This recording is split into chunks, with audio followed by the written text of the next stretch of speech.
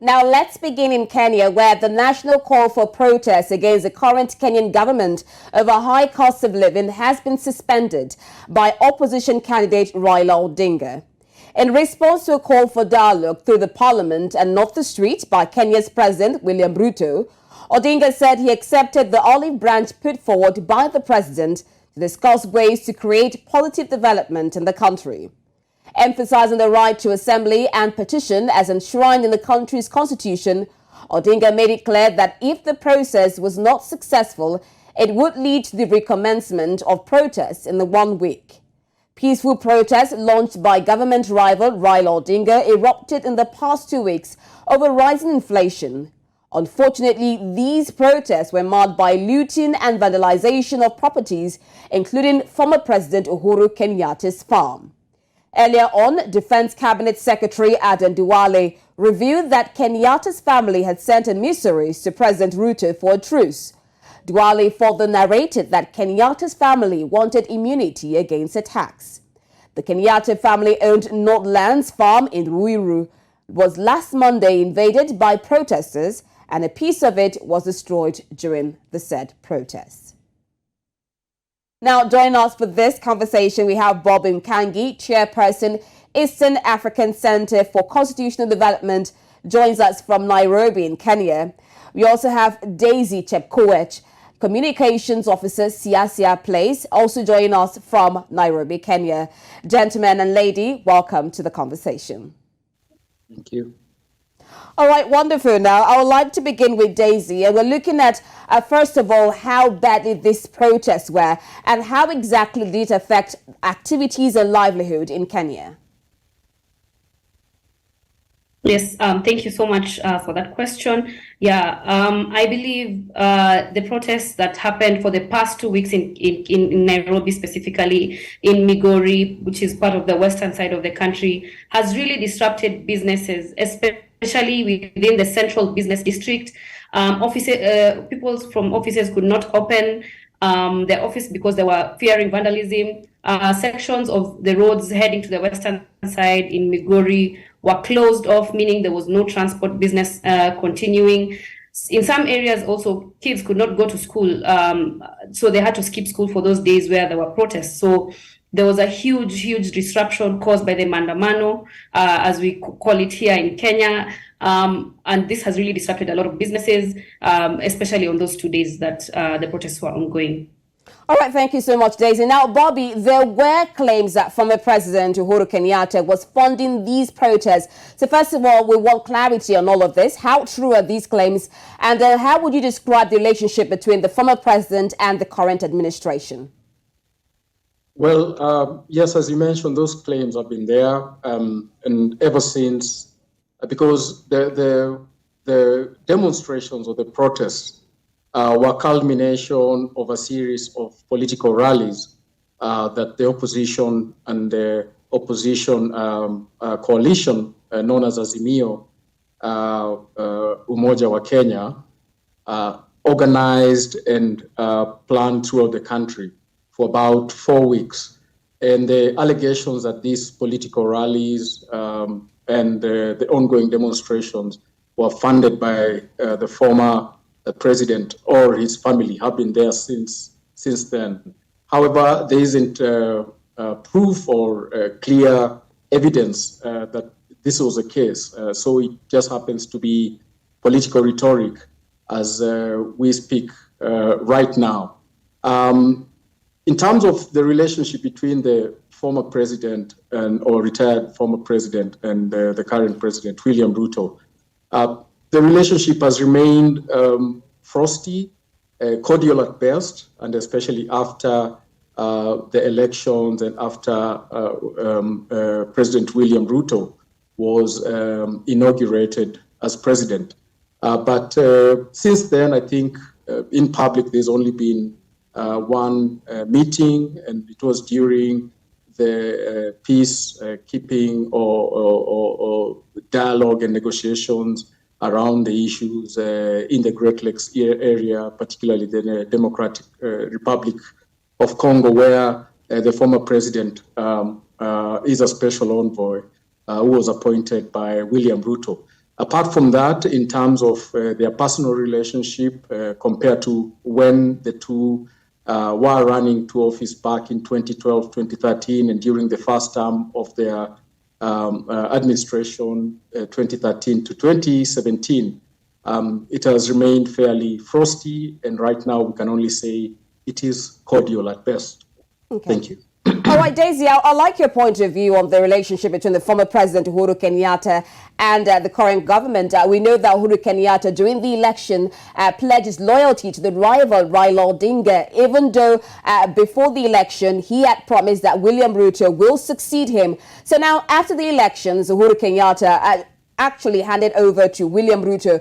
But for you, how would you see the relationship between two of them presently, especially with claims that he was funding the government protests? Okay, thank you. I think, as Bobby has said, the relationship has been at best frosty. After the president was inaugurated and he appointed former President Uhuru Kenyatta to be a special envoy for the AU, there seemed to be some form of working together in terms of the fact that he agreed, he took up the job and agreed to represent Kenya in the AU. So from that time, there seemed to be some form of semblance. There's also from the opposition, by the fact that he accepted the job from Ruto, from the opposition, there were also claims that he was behind the back pretending to be for President Ruto. But now we can see that clearly there was a huge rift between the two of them, and it's being witnessed by the fact that there are rumors going on about him funding the demonstrations, and even the fact that that even after that, the story of the emissaries being sent out to call a truce. And other than that, also on the business sphere, there was also claimed by the Deputy President of Kenya, Rigathi Gachagua, saying that there is the issue of taxes, that the Kenyatta family has been evading taxes in their businesses, and now they're being called by the government to pay taxes, and there's that whole back and forth between the deputy president especially and him. So I can say that the conversation, that the relationship is frosty, and there's no clear stand on that relationship, because so far we haven't seen President Ruto and Uhuru talking directly to each other about what's going on with the protests against the government. So yeah, I'd agree with Bob that the relationship there is a bit frosty. Yeah. Okay, now, Bobby, I'd like to pick up from where Daisy left off, and that's coming from Vice President Rigathi Gachagua. Now, he had stated that Kenyatta's family could call for an honest conversation and they could discuss the taxes on their properties. Now, do you think that this was one of the reasons why their properties were actually attacked during the protest? Let's put some of linkage between the attacks on Uhuru Kenyatta's farm and the statement coming from Vice President Rigathi Gachagua. Well, it could be that the accusation that the president's family has been evading taxes, since his father, and that's the founding president of Kenya, the late Jomo Kenyatta, was president, and that's between 1963 and 78. There was a law that was passed in the 70s, but later changed. That did excuse the former president's family and that of, again, the second president, that's the late President Moi's family, from paying certain taxes, although that law was scrapped and that myth was somewhat debunked. However, there have been other occasions, for instance, when a merger happened between the president's family's bank and another bank to form a bank currently known as NCBA. The capital gains tax or the taxes due to be paid for that merger to the tune of 300 million Kenyan shillings were excused from that merger. And that, together with other occasions where probably the family's businesses have been seemed to receive favor from the taxing agency here, and that's the Kenya Revenue Authority. Those have been used against the founding family of this country, and that's the Kenyatta family. And that connected to other incidents, occurrences that happened, particularly during Uhuru's tenure, where it is alleged that he did take up or put up policies that affected many businesses and families from his backyard, and that's the central part of Kenya, or the Mount Kenya region. And that is part of the reason that led to the backlash between not only the deputy president, who sort of gives leadership and voice to this backlash, but to many voters and residents who formerly supported the family and Kenyatta himself and voted for him in 2013 and 2017. But unfortunately, eventually felt that the family and the president, the former president particularly, did create or formulate policies that were only in favor of the family to the detriment of many residents from his backyard, hence the backlash. And I think the current rhetoric was being used or is being used to sustain that demarcation and that theorization that the president's family was only out for itself and not for the greater good of the people of central Kenya and also Kenya as a whole.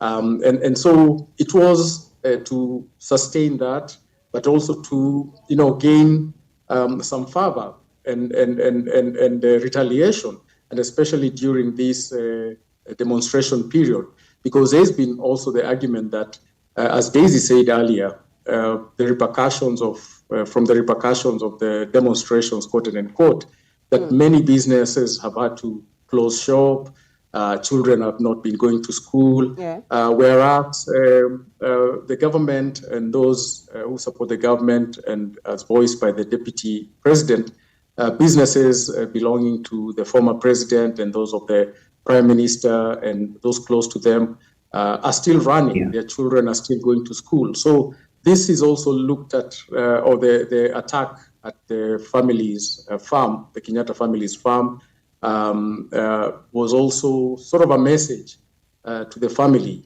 and also retaliation against the demonstrations that if other Kenyans were going to fare badly in terms of their businesses and their livelihoods and their social lives, then the big families, and especially those of the leaders who were supporting and calling for the demonstrations, should also suffer the same fate. We have to remember that former Prime Minister's Raila Odinga's industry or factory, Spectre International, was also damaged, but somewhat slightly compared to what happened to the Kenyatta's family's farm. But I think the people who really suffered most were innocent Kenyans, small and medium enterprised Kenyans who had to close shop, and some had their shops attacked and looted,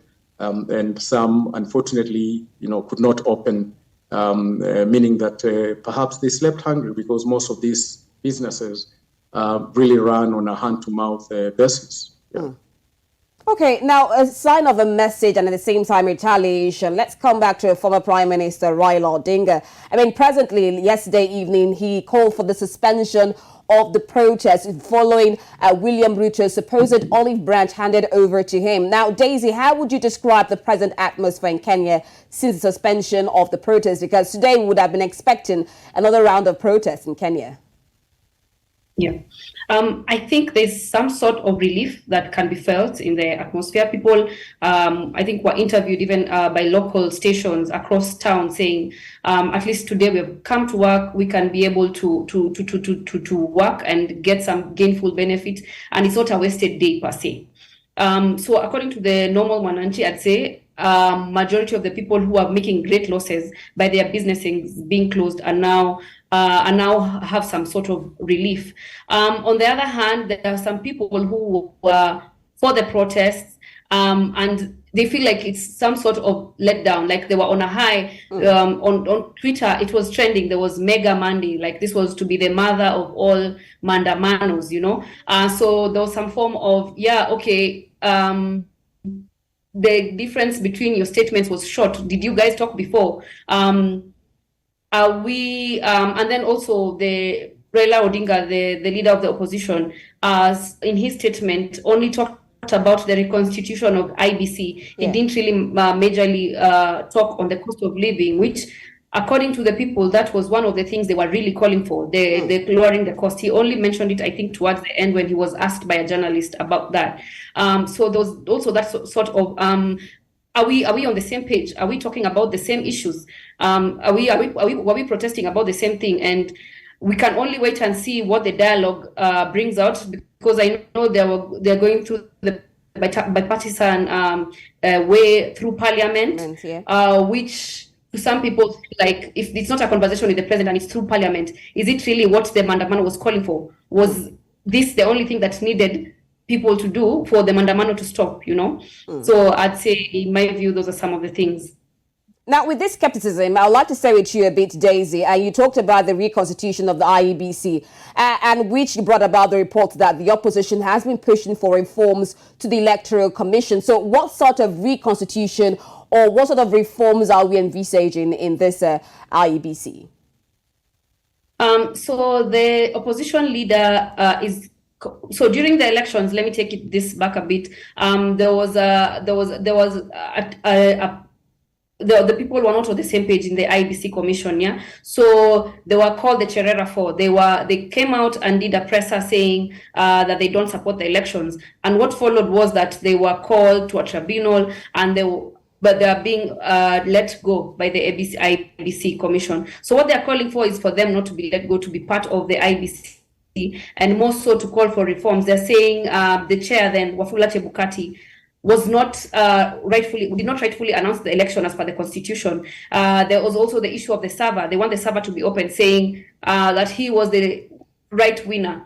And they want sort of to go back and confirm that, despite the fact that they went to court and they were not able to prove this in the Supreme Court. And also in Ruto's statement yesterday, in President Ruto's statement, he began by saying that the elections happened, there were international bodies monitoring the election, and the right person was announced. So I think what he's trying to say is, yes, we can reconstitute the commission, but we can't go back to the results of the former election. So that's possibly somewhere where I see that there might be a clash between the two sides, because one person wants to go back, one is saying the elections are over, let's focus on reconstituting the commission in a constitutional manner that will be agreed on in parliament. So that's. And now, going by what you say about this reconstitution, now, Bobby, we saw earlier on during the protest, Vice President Rigathi Gachagua said and insisted that the government will not dialogue with the criminal. He said, we know what the opposition, Raila Odinga, wants. He wants an alliance, and this will not be possible. Now, we're talking about a bipartisan parliamentary way of dialogue between the two parties, which has also led to the suspension of the protest. Is it likely, even though Daisy said that he talked about not going back to the election, is it possible that William Ruto will talk about forming an alliance? I mean, Kenya is known for this handshake between the opposition and the ruling government. Are we possibly going to see that happening? Well, I think that door is closed, and that comes out from the statements that the gentleman made yesterday. As Daisy said, the president was quite heavy and categorical about the elections, and I think that's a closed shop, because in this country, if there's dispute around election results, the Supreme Court is the final, declarer of the results, and that happened. So he was trying to say that let's, put a lock and throw away the keys about the election results and who is the rightful president, of which there was no, counter rhetoric, particularly around the issue coming from Raila Odinga. So as Daisy indicated, it seems like the discussion, the bipartisan convoy may be constituted and directed towards talking about how to handle future elections, that it might begin, as was indicated, around the ongoing process of selecting a new commission, that is the chairperson and 6 commissioners, and the selection panel, which the opposition did contest against in terms of its paneling, might be the point where we start seeing some level of discussion, although that also has some very heavy legal and constitutional engineering to go through, if at all anything can happen, because the long listing of the nominees is already going on. So it remains to be seen how the talks will be structured. I think what the Prime Minister said yesterday, that they envisage a joint parliamentary select committee supported by independent experts, is very much around the structure and process that was crafted in 2016 when the electoral laws were changed, and the then commission that was headed by Chairperson Issa Hassan was excused from office. So from what he said and that structure, it sounds like probably that's going to be the way to go. However, in terms of the agenda, the 2 gentlemen were, heavy on the electoral issues. But as Daisy said, for the common Kenyan out there on the street, the weighty issues around their wallets and their purses, the cost of living and inflation. And that was one of the things that did send out some of the young men and women that came out on the streets in the past 2 weeks. But also, it's an issue that is heavy in many Kenyan hearts and minds, regardless of which political side you support. So I think a majority of Kenyans want to hear that there is dialogue, but dialogue around issues that are dear to them. And at present, it's the cost of living, bring down inflation, and not around electoral justice, which is important, but not a priority to Kenyans at this moment. And also not around alliances and political alliances or sharing of the government largesse. I think in terms of positions and percentages or proportions of who controls what in government, I think if this dialogue or talks are going to take that direction, then both sides, will lose face in the hearts and minds of Kenyans, because that is not what is of priority to them. I think that is not what was priority of the men and women who took to the streets to protest legitimately, leave alone the thugs who went out destroying people's property and stealing from them. Now, let's talk about these weighty issues, Daisy. I mean, 2 of you have, and it's obvious that most Kenyans are still particular about the economic or the cost of living going on in Kenya. Now, there have been complaints of subsidy removal on fuel, maize flour, and hike in electricity prices.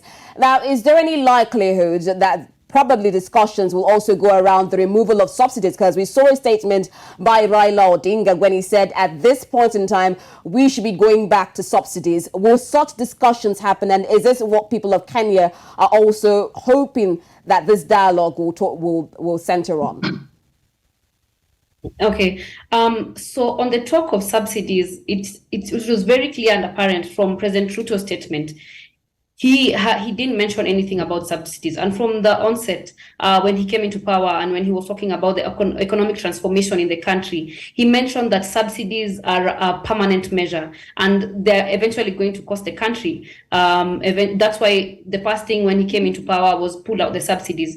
And the idea was, according to them, we'll suffer for a while, but once the economy stabilizes, we're going to be better. What he mentioned about probably reducing the cost of living, he was saying that we are importing, in the interim, we are importing food as we wait for the rainy season and for our own farmers to importing maize, we're importing rice, we're importing wheat, and this once they get into the country, they're probably going to, because of the increased supply, it's going to bring the prices down. But on the issue of subsidies, and even from the utterances from David Lee, who's part of the economic committee, they are not particularly interested in the subsidies. But I think it's also a wait and see if things get so bad, because the fuel prices are already extremely high, and this has caused a trickle down effect to all these other commodities. So it's a wait and see. Will he heed that call for the removal of subsidies? I don't know, but I think we can wait and see. Okay, now, Daisy, from what you're saying, it seems the two parties are still not on the same drawing table. I mean, on one side, is saying there will be no alliance. Meanwhile, Raila Odinga wants an alliance. Talk about subsidies, which Raila Odinga talks about. William Ruto, from the onset of his administration, has said he would not have the alliance. What happens if there is no reconciliation, or two of them cannot come to the same drawing board? Are we going to go back to the protest once again? What do you see, Daisy?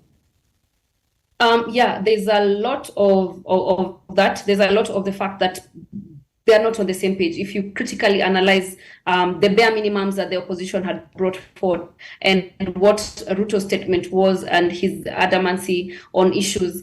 So I would not particularly envision going back to the streets, though it's a possibility, because of the fact that the international community has come down and there have been talks with both sides on calling off the demonstration, because it's costing lives, there's police brutality, it's costing the economy as well.